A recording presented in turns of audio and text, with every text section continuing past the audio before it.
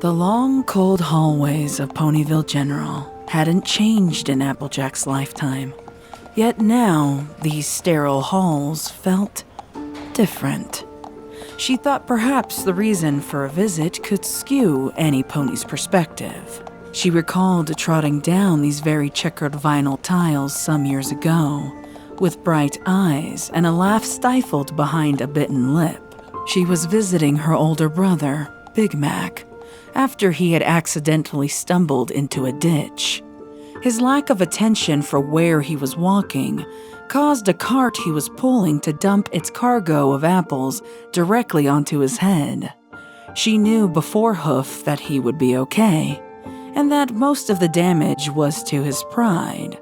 So, she let her mind stir together all the possible sibling taunts she could make as she merrily trotted along. Retracing those steps now, in the present, Applejack couldn't feel any more starkly different. Her head was bowed, and she had a somber expression masked behind the lower rim of her Stetson hat. Her heart and hooves were heavy, and her gait considerably slowed. Ambling beside her were a set of delicate pale white hooves. Rarity had insisted on joining her that day, and AJ wasn't about to protest. The pair of ponies were all too familiar with this emotional burden, and neither wanted the other to face it alone. It was only when they approached the door labeled Patient Room 11 that the silence between them was broken.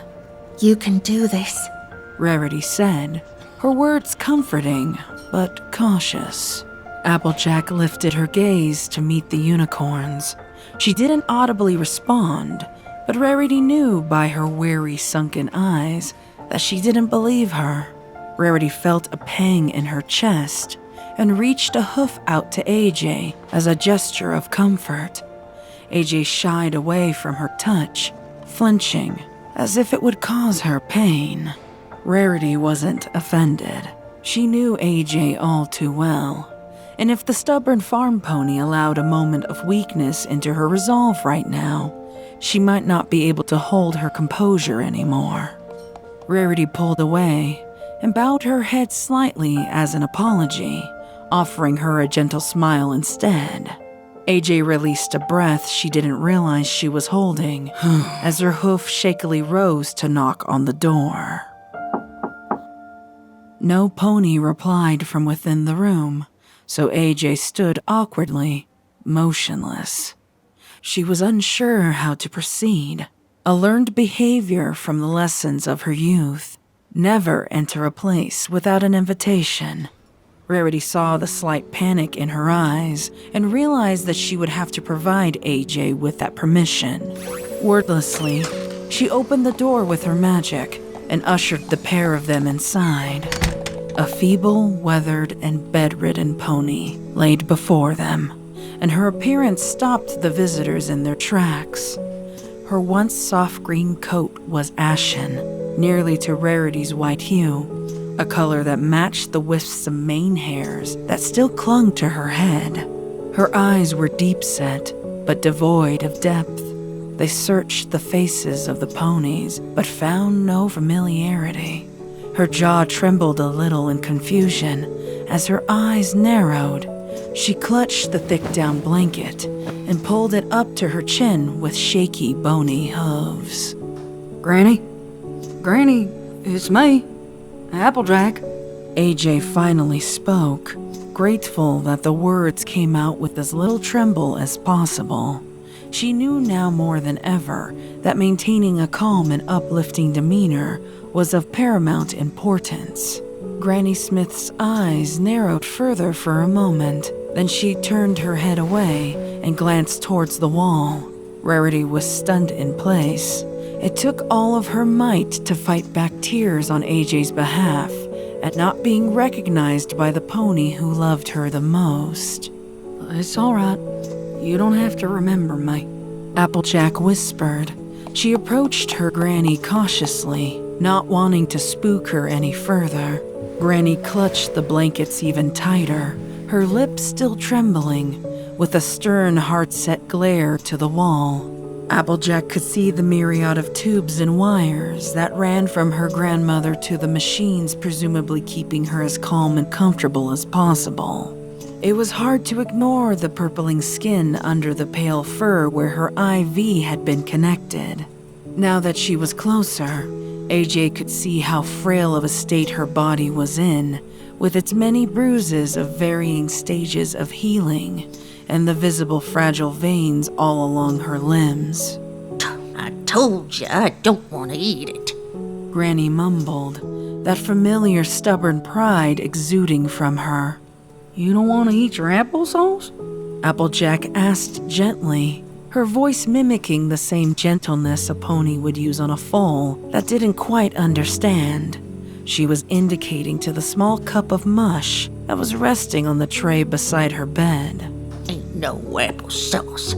Granny muttered, sliding further into the bed and under her blanket. Rarity finally moved, lifting the cup from the tray to hover just under her nose.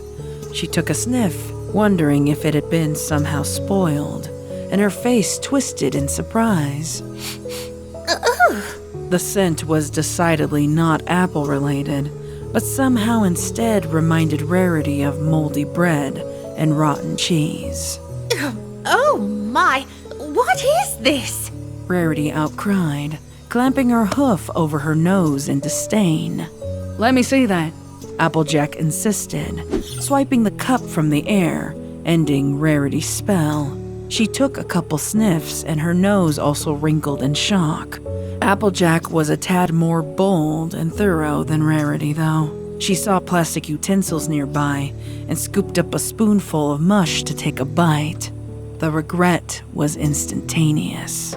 Applejack turned her head away and spat the mush out into the garbage pail nearby. Applejack wiped at her tongue to try and rid her mouth of the taste. Granny slowly emerged from her blanket. The old pony was glad that some pony else was validating how she felt about the so-called food. Grilled cheese sandwich. That's what they told me that was. Granny said, her voice stronger now that she understood these intruders weren't more pushy hospital staff. Dreadful! We simply must say something to some pony about this. Won't do no good. They'll just bring me some other horrid mush. Granny grumbled, crossing her hooves as best as she was able amidst the tubes and wires. Well, Doc says you're having a hard time with solids lately. Granny didn't respond to AJ's statement, except to look away again in defiance. Applejack shot a worried glance at Rarity, who echoed the sentiment. Maybe next time I come, I'll bring you all kinds of spiced applesauces instead. Does that sound nice? Applejack asked, kicking herself for not having been prepared with an assortment of dietary options for this visit. There was a long pause before Granny spoke again. Just won't eat. Applejack sighed. She was afraid of that. When she spoke to the doctor earlier that day, he had mentioned how little her granny was keeping down. Apparently, as a pony gets older, it becomes more and more difficult for them to swallow. When he told her that, AJ's mind couldn't wrap itself around that concept. So, are you here to take me home then? Granny asked, her voice soft again, soft and hopeful. Home. A place Granny would never see again in this lifetime. She was too sick, too frail. She couldn't even step over the landing without her muscles giving way. The last thing any pony needed was for her to fall again, because the last time it had broken bones. But how do you explain to a stubborn, persistent old farm pony that she couldn't sway in her favorite rocking chair or admire the molding of the wood panel walls anymore? How do you break some pony's heart when it's already starting to fail them? Have to get there before dark anyhow and start the fritters. You'll know how much he loves them, Buttercup. Rarity's hoof raised to her mouth again, tears wavering in her eyes. Applejack took a slow, deliberate breath before painting on a smile. I do indeed, Granny. That's Bright Mac's favorite, ain't it? Told me so himself. You just missed him. He came to visit me this morning. Told me all about the sorry state of the southern fences. Granny replied, a vim and vigor to her voice that Rarity and Applejack recognized and cherished. Well, we'll have to see to that when we get back to the farm, won't we? Rarity asked, planting herself at Applejack's side and responding before AJ had to. She wasn't sure how much longer AJ could pretend that seeing her granny like this wasn't soul-crushingly devastating. Granny surprised the pair of visitors with a hearty laugh. I still can't believe you get all gussied up and make the trek out to the farm every day. Used to be my favorite thing to see all your crazy get-ups. Could have done without the whining about the mud, though. Granny said, winking at Rarity. This precious moment of lucidity was rare, but beautiful. So beautiful, in fact, that it finally broke the dam of tears AJ had been fighting. Applejack? Sugar Cube, what's wrong? Nothing, Granny. Applejack said, choking on her words through sobs. Embarrassed, she turned away from Granny, while Rarity gently rubbed her back. It's just been a long day is all. Got some bad news from the doctor, so... Rarity started, realizing too late what she had said, and was instantly worried it upset the old mare in bed. Doctors are full of bad news, just like they're full of donkey shit.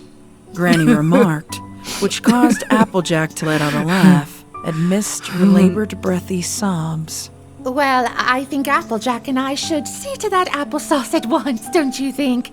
I wouldn't dare ask the recipe, of course, but I can pull a cart of jars just as well as any pony else. I might even have an outfit for it, Rarity said, trying to keep the atmosphere light. Her smile was large, but twitched at the corners of her mouth. She expected Granny to make another witty retort in return, leaving herself open for any kind of fashion criticism. Instead, the three ponies remained quiet against the backdrop of machine whirring and beeping.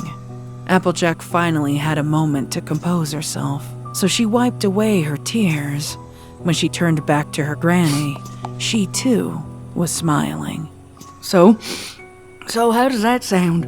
She prodded gently, but Granny gave no response.